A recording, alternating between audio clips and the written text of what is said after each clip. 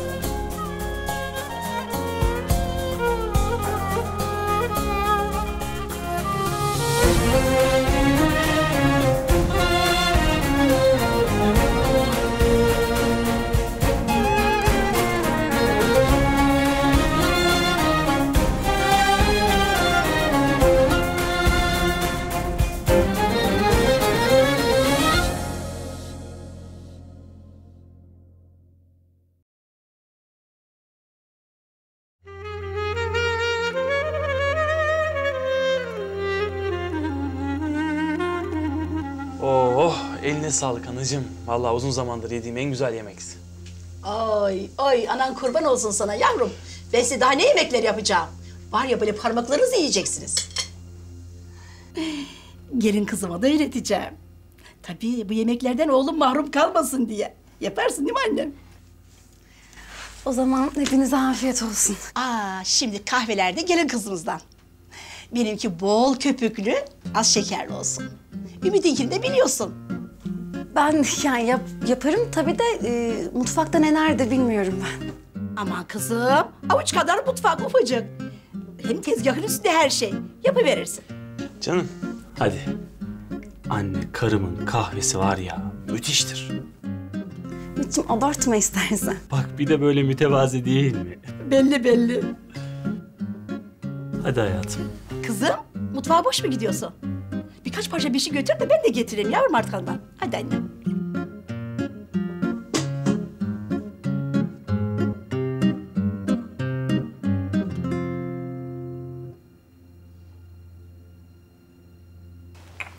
Elinize sağlık. Kahve çok güzel olmuş. Zeynep yaptı. Afiyet olsun.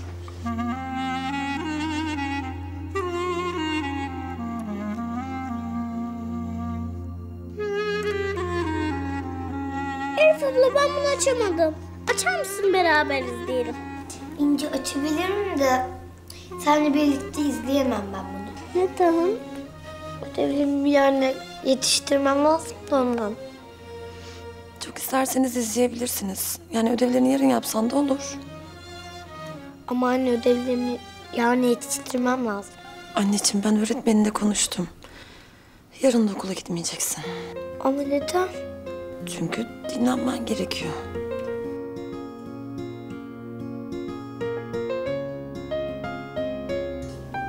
Ama ben okuluna gitmek istiyorum. Elif'ciğim, istersen bunu tartışmayalım ha? Lütfen. Ama anne... Hadi kızım.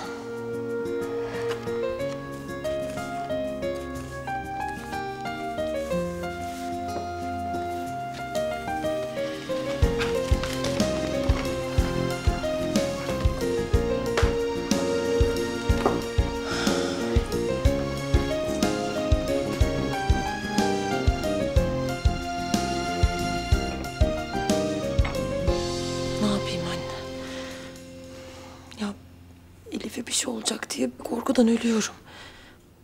Ya bir süre evden çıkmasak daha iyi olacak. Orası öyle tabii de ne bileyim kızım. Hadi sen bu ayakla iyileşene kadar evdesin de. Bu çocuğa günah. Derslerinden geri kalacak sonra. Biliyorum anne. Ya en azından birkaç günlüğüne. Yani Arzu dışarıdayken içim hiç rahat etmiyor. Sadece Yusuf'un hapse girmesi yetmiyor ki. Melek abla haklı anne. Öylesi daha iyi.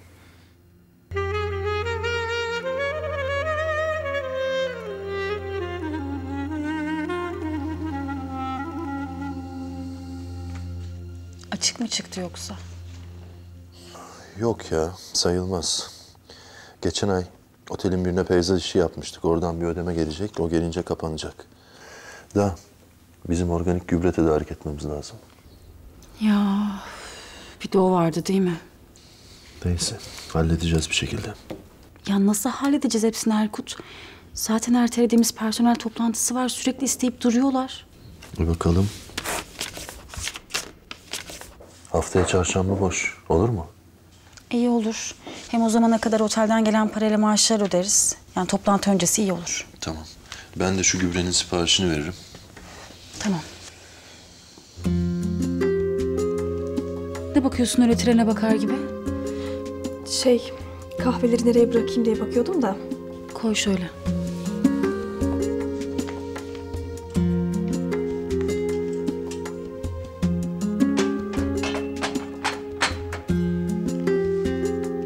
Erkut. Biraz konuşabilir miyiz? Çalışıyoruz Asuman. Görmüyor musun?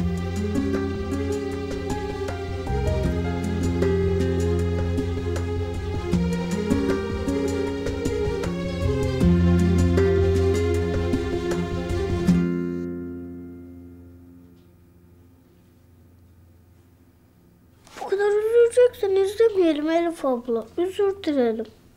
Onu üzülmedim ki ben. Annem beni okula göndermeyecek diye üzüldüm ben.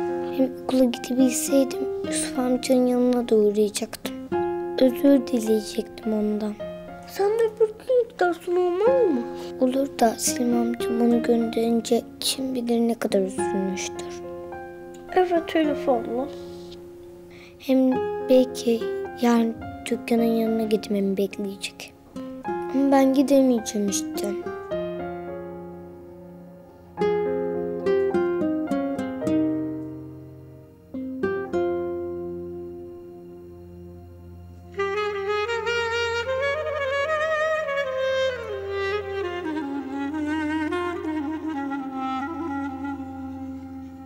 Şimdi biraz önce polis arkadaşımla görüştüm.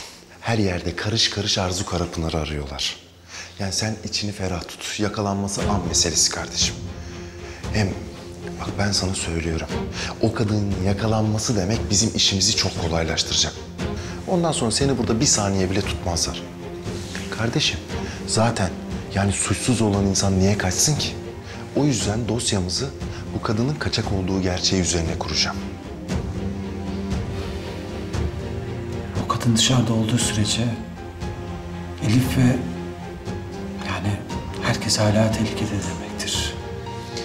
Yusuf, önceliğimiz senin buradan çıkman. Ben buna odaklanıyorum.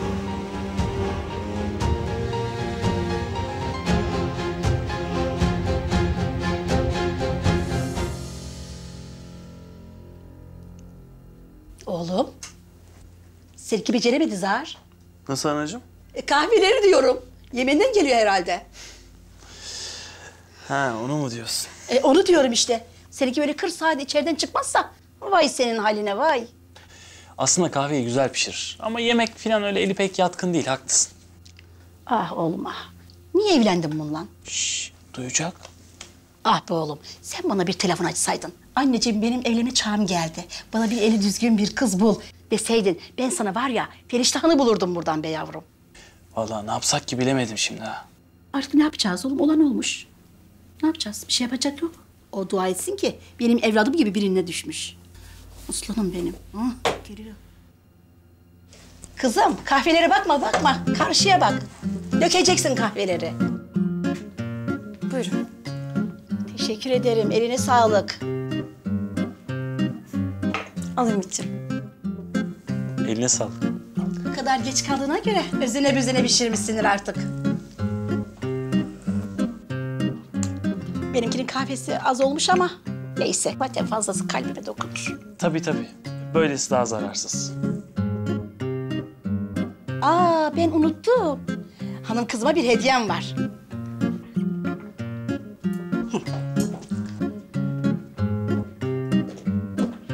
Ümit bak ben daha fazla dayanamayacağım. Bak bu kadın benim sınırlarımı zorluyor artık ya. Başka bir yer yok mu kalabileceğimiz? Ya hayatım ne yapalım? Biraz sabretmek zorundasın. Hem bakma böyle konuştuğuna, tatlı kadınlar. Tatlı oldu mu? Hı hı.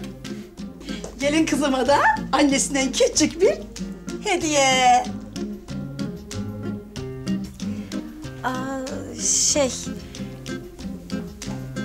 Bu nedir? Patik. Eline sağlık anneciğim. Çok güzel örmüşsün ha. Çok teşekkür ederim ama ben pek böyle şeyler giymiyorum. Hediye geri çevrilir mi yavrum? Çok ayıp. Hem sıcak tutar ayaklarını o. Sen yeni evlisin. Sonra bebeğiniz olmaz.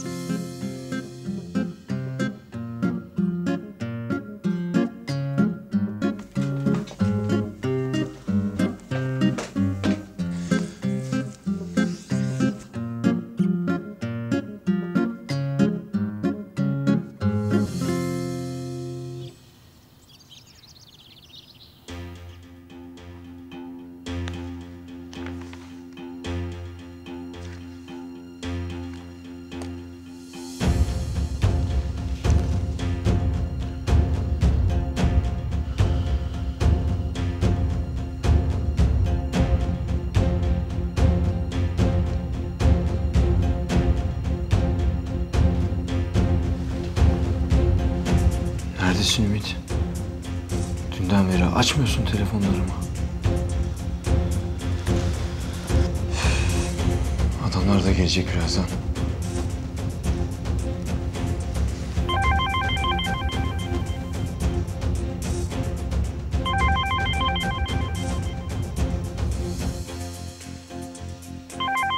Kimmiş arayan?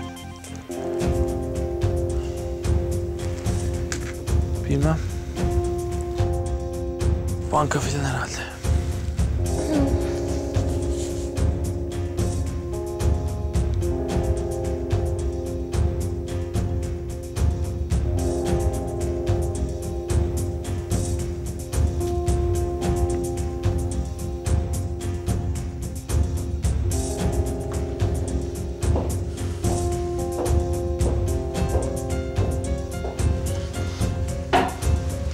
Hayatım ben çıkıyorum.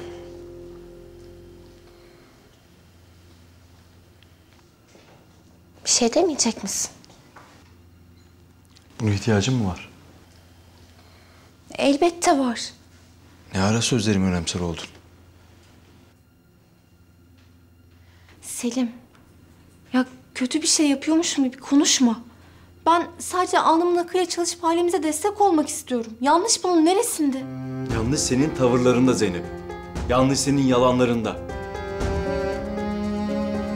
İyi çalışmalar.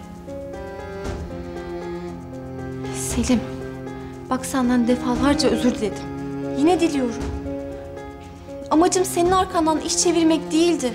Ya ne olursun beni tanımıyormuşsun gibi davranma. Beni de en çok hayal kırıklığına uğratan o ya. Bazen gerçekten seni tanıyamıyorum. Selim tamam ne istiyorsun söyle Allah aşkına yapayım ya. Yeter ki şu iş konusu çözülsün artık. Bunu etraflıca konuşacağız Zeynep. Öyle ayaküstü değil. Çalışman konusunda da aynı fikirdeyim. Çünkü... Selim. Bir dakika bir lafımı bitireyim müsaade et. Çalışman konusunda aynı fikirdeyim. Çünkü sen bana yalan söyledin Zeynep. Ve benim hiç içime sinmiyor senin işe gitmen tekrar. O patronun denilen adama da güvenmiyorum. Seni bir kere işten çıkardı. Ne malum bir daha çıkarmayacağı? Tamam ama... Ama seninle daha fazla tartışmak niyetinde değilim ben. Çünkü ne olursa olsun senin kararlarına saygı duymak zorundayım. Sen bana karşı böyle bir şey hissetmesen de.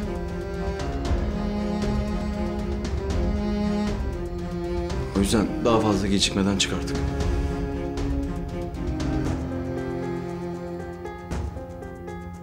Selim. Ama bak, bana söz vermeni istiyorum.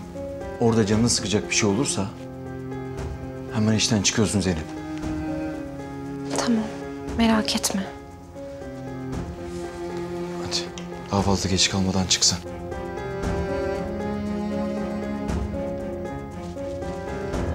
Hayatım.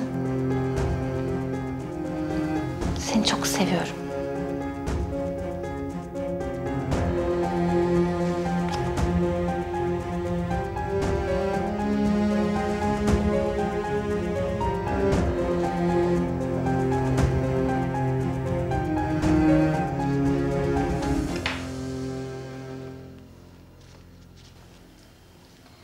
Günaydın Melek teyze. Günaydın canım. Elif ablan nerede? Uyanmadı mı hala? Yok o daha uyuyacakmış kalkmadı. Allah Allah. Bu saate kadar uyanmış olurdu. Dur ben bir bakayım. Aa, çok acıktım.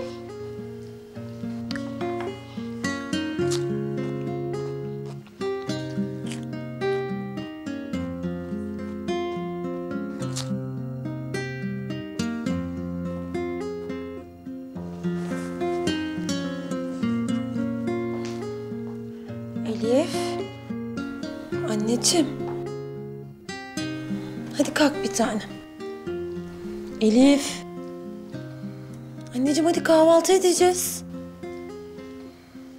Elifciğim sana söylüyorum. Kahvaltı etmek istemiyorum. Yatmak istiyorum. Anneciğim sen hasta falan mı oldun yoksa? Hayır hasta değilim ama yatmak istiyorum. Anneciğim ama öyle yatılmaz ki bütün gün. Bak ben sana çok güzel kahvaltı hazırladım. Hem eğer istersen omlet de yaparım. Güzelce yersin ha. Hadi kızım. Kalkalım ama şartla. Yarın okula gitmeme izin vereceksin. Anneciğim hani biz birbirimize şart koşmuyorduk. Ama ne yapayım okula gitmek istiyorum anne. Öğretmenin anlattıklarını öğrenemem ki evde kalınca. Peki bir kalk sonra konuşuruz. Hadi. Hadi kızım.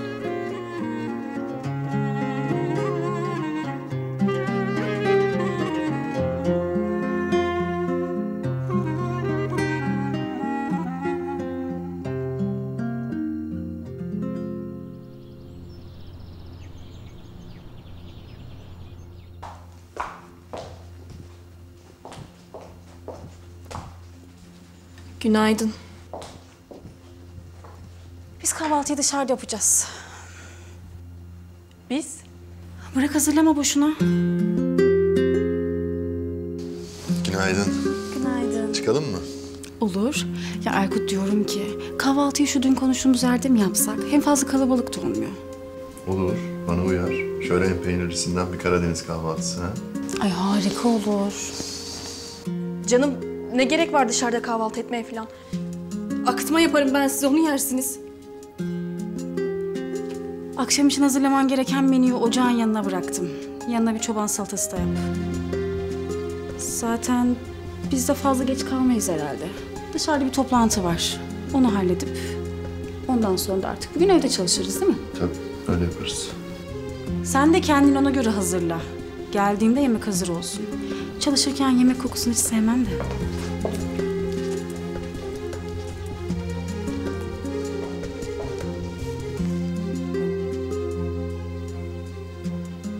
Sizin bu sefanız uzun sürmeyecek. Göreceğim ben sizi.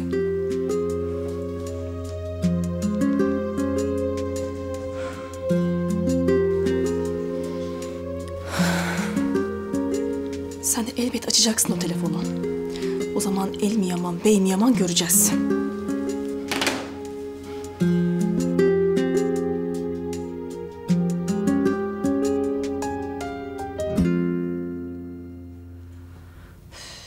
Patlayacağım sıkıntıdan ya. Ümit de yok ortada.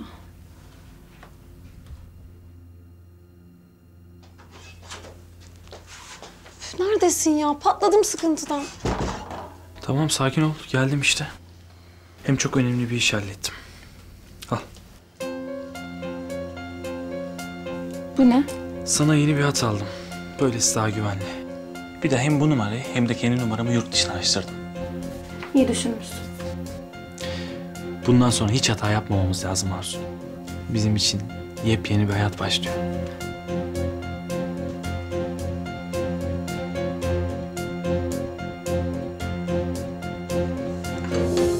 Kadının afra tafraya bak ya. Hayır yani nereden geldiğini bilmesem. Daha dünkü hizmetçi adam olmuş bana hava atıyor. Oh benim tutunacak bir dalım olacaktı var ya. Hello Erkut. Ağzını açıp 2 tane laf edemedi ya. Resmen Gonca'nın sustalı maymunu olmuş. Üf, Allah'ım ya. Geldiler, çömdüler çiftliğe.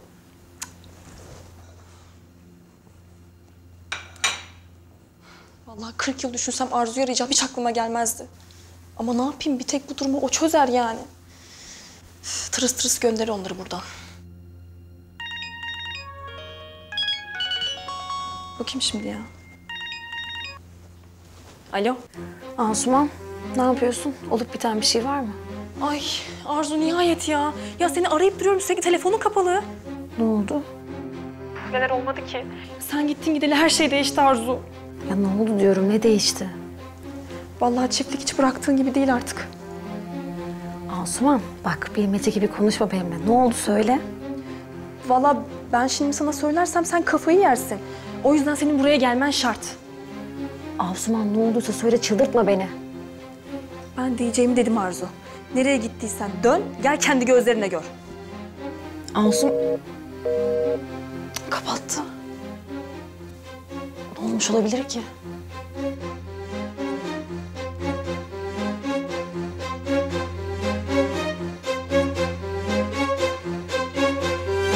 Nasıl gidiyor Faik Bey? Umarım her şey yolundadır. İyidir, iyi diyelim. Yaramaz bir durum yok işte. Otel nasıl, dolu mu? Fena sayılmaz. 2 gün önce bir grup geldi Katar'dan. Önümüzdeki haftada beklediğimiz birkaç kafile var. Malum kongreler yoğun mu sıralar biliyorsunuz. Tabii biliyorum. Ümit Bey nasıllar? İyi. Nasıl olsun, uğraşıyoruz işte biz de. En son geçen hafta konuşmuştuk kendisiyle. Birkaç katalog lazımdı. Sağ olsun hemen kargo ile göndermiş. Fırsat bulup da bir teşekkür edemedim kendisine. Ümit Bey de katılacak toplantıya değil mi? Onun acil bir toplantısı çıktı. O yüzden maalesef aramızda olamayacak. Hay Allah ya, onu da görseydik iyi olurdu. Geçenki görüşmeden sormam gereken bir takım şeyler vardı da. Dilerseniz biz hemen başlayalım toplantıya. Buyurun.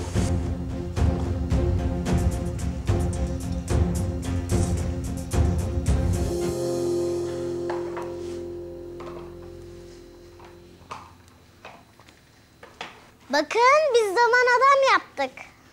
Zaman adam mı? Ha, sizin şu zaman makineniz. İlahi çocuklar.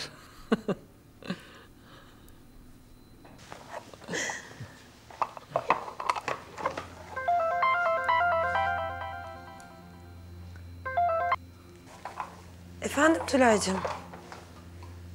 İyiyim, teşekkür ederim. Sen nasılsın? İyiyiz, teşekkürler. Biz de iyiyiz. Tabii ki de buyurun gelin. Ay Tülay, olur mu öyle şey Allah aşkına? Biz yabancı mıyız hiç? Tamam canım. Görüşürüz. Ne oldu kızım? Tülaylar mı geliyorlar? Evet anne, bugün bize geleceklermiş. İyi buyursunlar gelsinler. Selim'in de işi bitmiş olur o vakte kadar. Hep beraber otururuz.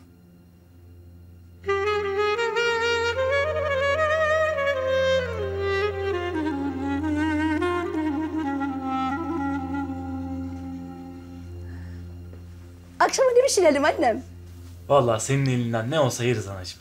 Ay kuzum benim, tok gözlü kuzum benim. Asuman ne demek istedi ki? Evde ne oluyor acaba? Gidip bakayım desem. Ümit asla izin vermez. Peki sen gelin hanım, ne pişirelim annem? Fark etmez. Arzu, iyi misin? İyiyim. Zayıf o zayıf. Baksana sıska kadar kalmış. Sen öyle diyorsan. Ben onu besleyeceğim. Hem de kendi ellerimle besleyeceğim. Bizim halis pekmezimiz var. Sabah aç karnına 2 kaşık verdin mi? Oy var ya, buranın hatunlarına böyle taş çıkaracak. Böyle taş tutsa suyunu çıkarır vallahi. Ay canım benim. Ben eve gemeci yapayım size bu akşam. Dur gidip burgulları ıslatayım. Geliyorum ben.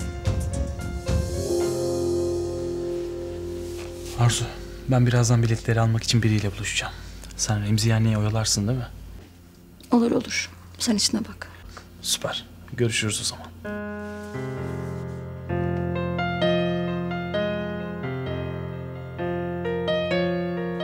bildiğim kadarıyla arka taraftaki kaya bahçesi için 100 adet mavi ladin istemiştiniz değil mi?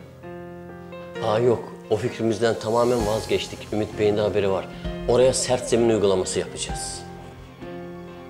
Anladım. Tamam, o şekilde revize ediyorum o zaman. Lütfen. Ayrıca yan taraftaki alana da rulo çim döşeyip arada kalan bölgeye salviye ve lavanta istiyoruz. Anladım. Ama maalesef elimizde şu an salviye yok. Çok talep görmediğimiz için biz de üretimini durdurduk. Yani şu an mevcut değil bizde. Ümit Bey tedarik etmede bir sorun yaşamayacağımızı söylemişti bize. Belki konuştuğunuz zaman vardı elimizde. Ama şu an yok. Yani. Ama hallederiz en kısa sürede. Geçeyim birazdan siparişinizi. Ne zaman gelir? En geç bir hafta elinizde olur. Bir hafta sürer diyorsunuz. Anladım.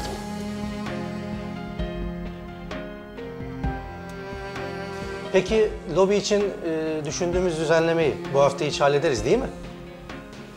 Tabii hallederiz. Galvaniz saksıları diyorsunuz. Onunla fiber saks olarak değiştirmiştik. Ümit Bey'in ondan da haberi var. Tabii doğru söylemişti. Kafam karıştı bir an. Fiber saksı. 10 adet fiber saksı içinde şeflara bitkisi istiyoruz. Peki istediğiniz bir model falan var mı? Ebatları nasıl olsun? Küp olmasını istemiştik. Onu da Ümit Bey'e iletmiştik bizzat.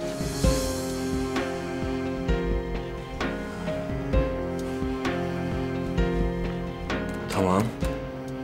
Peki şu nasıl? 50'ye 50. Şefler için ideal. Ya, evet ama bilemedim ki acaba bu küçük mü olur? Bir boy büyüğü daha iyi olabilir sanki. O nasıl? 70-70. Aa evet, doğru. Bu otelin konsept rengine de daha uygun. Ama renkte gri olsun demiştik. Tabii tamam. Biliyorum.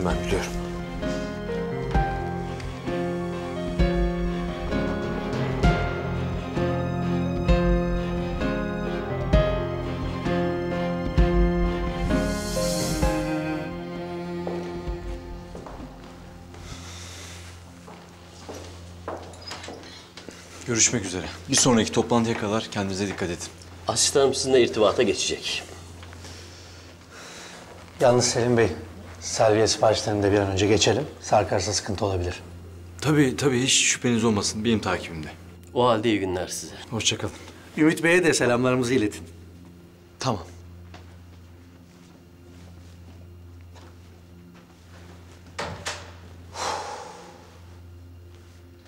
Nihayet bitti.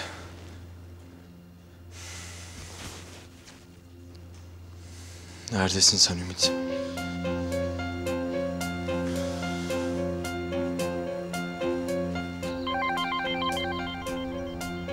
Of, yine arıyor ya. Ama açmazsam iyice şüphelenecek. En iyisi açayım da bir şeyler söyleyeyim. Selim Bey? Ümit, neredesin sen? Çok merak ettim. Biliyorum, baştan haber vermem gerekirdi. Ama inanın hiç vaktim olmadı. Ne oldu? Selim Bey, annem çok hasta. Ne diyorsun? Haberi alır almaz acilen yanına geldim. O yüzden haber veremedim, kusura bakmayın. Saçmalama, ne kusuru? Durumu nasıl peki şimdi? Durumu kritik ama iyileşecek inşallah. Anlıyorum. Benim yapabileceğim bir şey var mı peki? Sağ olun, çok sağ olun ama elimizden bir şey gelmiyor. Biz de bekliyoruz işte öyle. Anladım. Ben zaten şimdi doktorla görüşeceğim. Tamam Ümit, çok geçmiş olsun. Sağ olun. Ben yine ararım seni.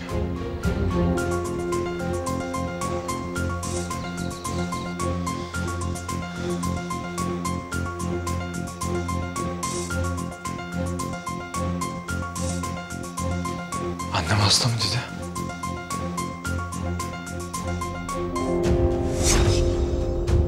Ümit, hadi anlat. Çekinmene gerek yok. Ya aslında biraz özel bir mesele. Nasıl yani? Önceki gün. Annemin ölüm yıl dönümüydü. Onun mezarını ziyaret edebilmek için hastaneden çıktım.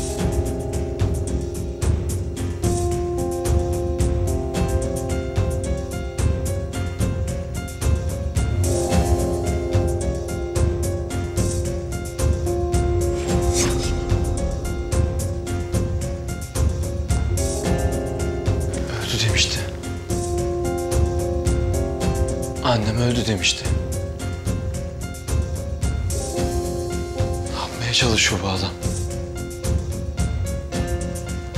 Bana yalan söylüyor.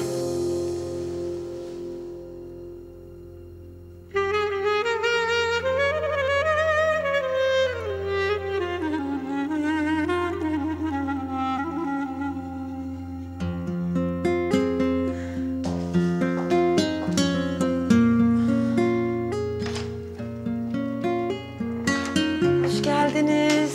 Hoş bulduk Melek, hoş bulduk. Haberi alır almaz hemen geldik ya. Melekciğim çok geçmiş olsun tekrardan. İnan çok şaşırdık, çok üzüldük vallahi. Sağ olun. Ya ne olmuş sizin Yusuf'la aranızda öyle ya? Vallahi Murat söyledi, inanamadık ya. Vallahi hiç sormayın. Biz de neye inanacağımızı şaşırdık artık. Oğlum versene çiçekleri ya, elinde soldurdun. Melek ablacığım, çiçekler senin için, geçmiş olsun. Ay, ne gerek vardı ama. Ay, çok sağ olun. Melekciğim, Aliye Hanım nerede? Ay kıyamam ya, canım benim. O da çok üzülmüştür. İçeride annem de. O da atlatmaya çalışıyor işte. Hoş geldiniz. Hoş bulduk efendim, hoş bulduk. Damat nerede? Odasında çalışıyor. Ne yapsın? Şimdi gelir. Hadi salona geçelim. Ayakta kalmayın.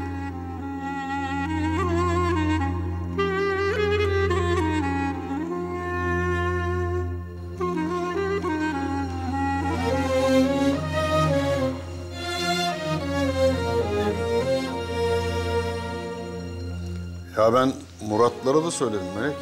Yani böyle bir şey olur mu ya? Ben hiç ihtimal vermiyorum. Bak bu işte başka bir iş var, onu söyleyeyim sana ya. Ya ben her zaman şüphelendim zaten o adamdan. Ama emin değildim işte. Bu son olan olayda da her şey ortaya çıkmış oldu. Aman Allah korudu kızım. Sağ salim torunum yanımda ya. Adam içeride mi şimdi? Daha mahkemeye çıkmadı ama alacaklar inşallah. Hala gözaltında. Allah'ım çok şükür. Aman aman. Bizden uzakta dursun da. Yani şimdi Melek, tanımadığım bir numaradan bir mesaj geldi. Elif'i görmek istiyorsan fabrikaya gel dedi. Sen de gittin, öyle mi? Evet, o adam da oradaydı zaten. Ya belli ki tuzak kurmuşlar, anlattığım gibi. Sonra da işte Selim gelip kurtarmasaydı belki de diri diri bizi...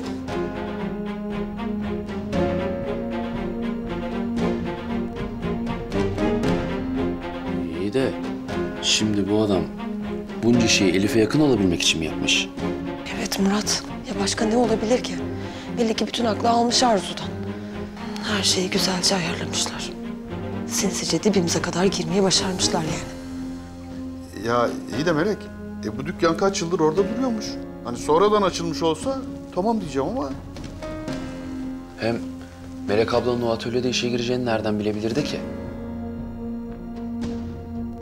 Yani önceden tasarlanmış bir plan değil bence de. Ben atölyeye yeni başladığımda Arzu beni bulmuştu. Gelip tehdit etmişti beni bir de. Yani belli ki o zaman tanıştılar. Yani kim bilir neler vaat etti ona. Ne kadar para ödedi.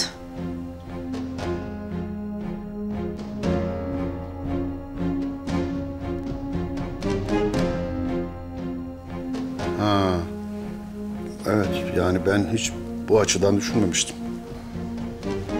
Vallahi ben onu bunu bilmem de benim balatalar harbi bayağı bir yandı. Çok şükür. Çirkin emellerine ulaşamadılar. Sıra o yılana da gelecek. Yani anne her şey ortada. Yargı da bizim gibi düşünüyor. Eğer suçsuz olsaydı içeri almazlardı. Ya tamam. Senin dediğin gibi olsun. Yani Arzu gitti, Yusuf'u buldu. Gel benim sağ kolum ol dedi. Ha? Aynen öyle. Ya iyi de Yusuf'un bunu şıp diye kabul edeceğini nasıl tahmin etti ki? Yani adamın tekinsiz olduğunu bilmeyen yok ki. Arzu şöyle bir gelse, esnafı kolaçan etse... onun hakkında bir sürü şey öğrenebilir. Ya ben atölyeye girdim gireli hakkında tek iyi bir şey duymadım adamın. Bu adamın kesinlikle hak ettiği tek bir yer var. O da cezaevi. Yusuf amca hapiste mi şimdi? Hem de bizim yüzümüzden. Vay canına be. Ulan bu Arzu'nun aklına gelen şeytanın aklına gelmez mi? Bak sen ya. Şu Yusuf'a bak. Yalnız var ya, adam harbiden 10 numara rol kesmiş ya. Böyle bir sempatik haller, böyle bir delikanlı pozları, böyle bir iyi niyetli adam pozları falan. Ha. Hele o dükkanda hak hukukla ilgili çektiğin tutuğa ne diyeceğiz? Yok efendim şöyle yaparsan bu kadar yıl yatarsın. Yok ateşli silah kullanırsan şu kadar ay yatarsın. Ya meğer o bilgiler var ya hani ne kadar ne yaparsan kaç yıl yersin diye. Adam meğer kendinden biliyormuş ya. Resmen bize satmış herif, bize. Vay be. Biz de zalimi alim sanmışız değil mi? Bırakın Allah'ından bulsun. Vicdanı kurumuş. Amin. Şimdi karakolda vicdan muhasebesi yapmak için bol bol zamanı olur ama. Lan ben senin gerçek niyetini bilsem hiç yanına sokulur muydum ben? Ulan o dükkanı başına yıkmaz mıydım senin? Ha? Demek Elif'e sokulabilmek için bizimle ahbap olmaya çalıştın öyle mi? Pervasız. Bu pervasızı inşallah en yakın zamanda karakoldan cezaevine naklederler. Hayır. Yusuf amca böyle biri değil. Kızım? Anne öyle değil. Yusuf amca kötü biri değil. Yanılıyorsunuz. Anneciğim.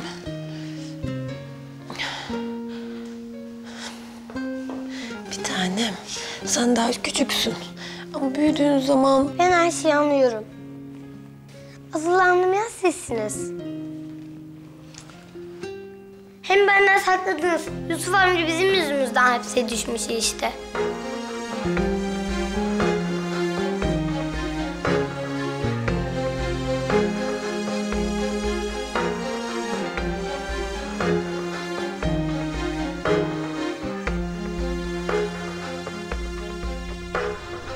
Asuman, umarım beni boşuna çağırmamışsındır.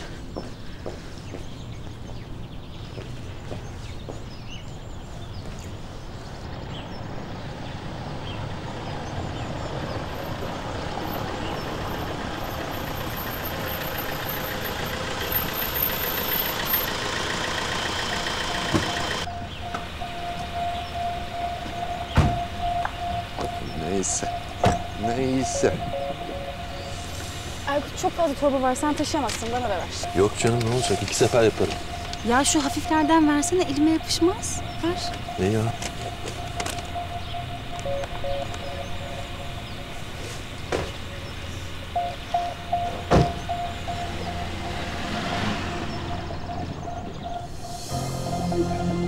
Demek benim yokluğumda evime çöreklenirsiniz ha? Ben size gösteririm.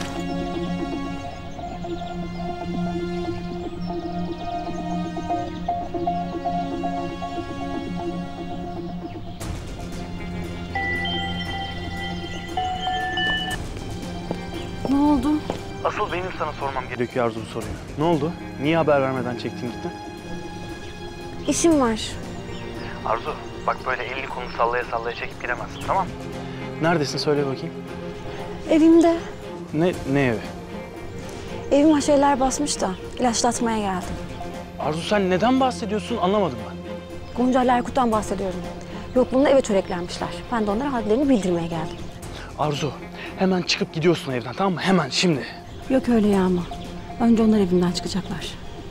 Bak Arzu, hemen çıkıyorsun o evden diyorum sana. Başımız büyük dertte. Ne diyorsun sen ya? Ne derdi? Telefonda konuşamayız Arzu bunu. Telefonda konuşamayız. Polis bile dinliyor olabilir şu an, tamam mı? E'si. Polis çoktan oraya gelmek için yola çıkmış olabilir Arzu. Hatta belki de çoktan oraya düşmüşlerdir. Ümit bir şey olmuş anlatsana. Ya sen bir gel. Gel de anlatacağım ben sana, gel.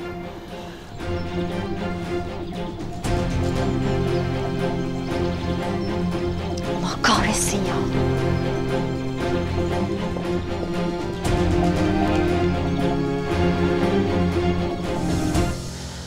Elif, anneciğim niye böyle yapıyorsun? Ben bir şey yapmıyorum. Ama siz her şeyi yanlış anlıyorsunuz. Yavrum, kuzum. Bir kere Yusuf amca çok iyi biri. Bizim için neler yaptığını bilmiyorsunuz.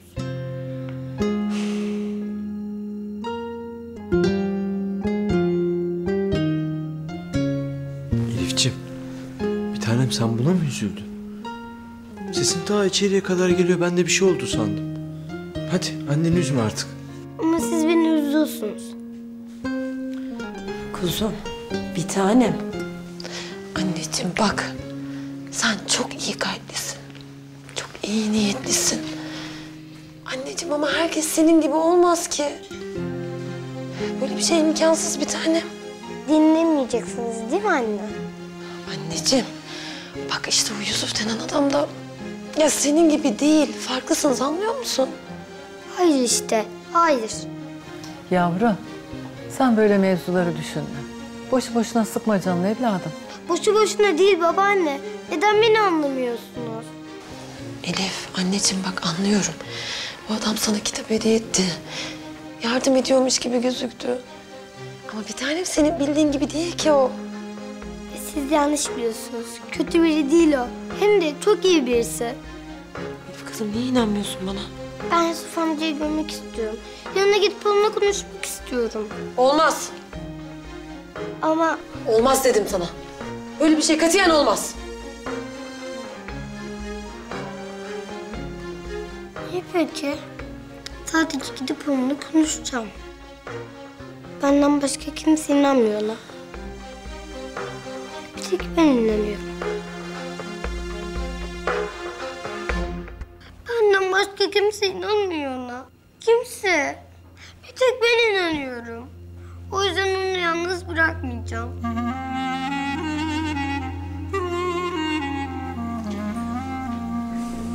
Elif'ciğim. Bir tanem. Bak anneni üzme ne olur. O adam sana, ailemize zarar vermeye çalışıyor. Görmüyor musun bir tanem? Ben küçüğüm diye yanlış anlıyorum tabii değil mi? Anneciğim, hayır amcan öyle bir şey demek istemedi. Büyükler her şeyi bilir değil mi? Ama aslında siz gerçekleri bilmiyorsunuz. Görmüyorsunuz.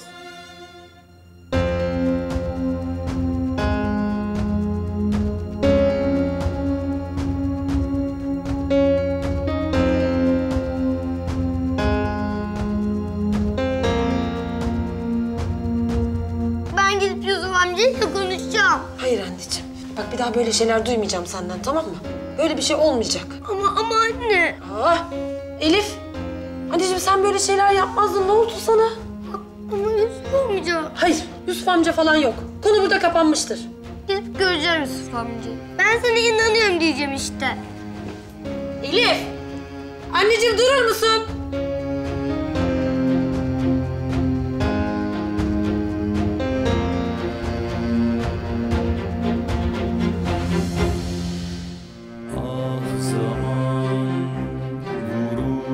Geçer yüzüme, acısı kalır gözlerimde. Gurur yakar, içim kor olsa da dilim susar sözlerimle. Dağıtır ayırır bizi kader, uzak bana yasaklı yüzün. Çoğalıp büyüyor içimde keder, ellerimde bir çare hüzün. Tükenip bitiyor dilimde son